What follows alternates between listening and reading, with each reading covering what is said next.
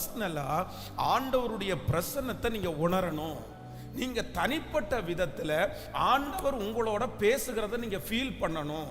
இந்த ரெண்டு அனுபவமும் உங்களுக்கு பர்சனலா வராம, நான் நம்புறேன் இந்த உலகத்திலே சில மனிதர்கள் மூலமாக ஆராதனையிலே வருகிற பிரசன்னமும் அவருடைய மேடையிலிருந்து வருகிற வார்த்தையும் உங்களுடைய வாழ்க்கையில சில நேரத்தில் உங்களால என்ன பண்ண முடியாதுன்னா அடையாளமே கண்டுகொள்ள முடியாது. ஏன்னா இன்னைக்கு உலகம் அவ்வளவு பெரிய ஒரு இக்கட்டான ஒரு சூழ்நிலையில போகுது.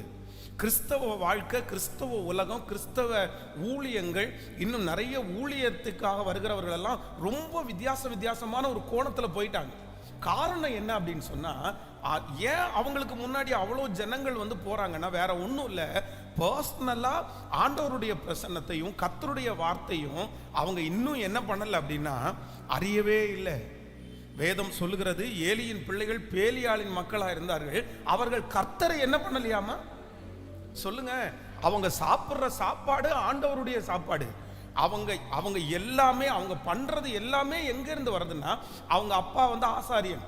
அதனால அவங்க சாப்பிட்றது, அவங்க உடுத்துறது, அவங்க டிராவல் பண்றது, இது எல்லாமே ஆசாரிய இடத்துல உள்ளது, சர்ச்சில் உள்ளது.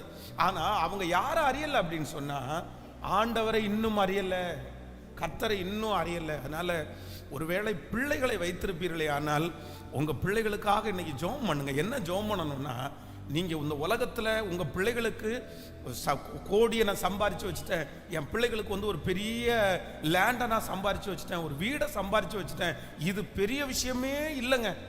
இது பெரிய விஷயமே இல்லை.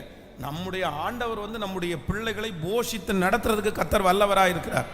அவர் நமக்கு வாக்கு கொடுத்திருக்கிறார், உண்ண உணவும் உடுக்க உடையும் உறங்குறதற்கு இருப்பிடமும் அவர் நம்முடைய பிள்ளைகளுக்கும் நமக்கும் நிச்சயமாய் தருவார்.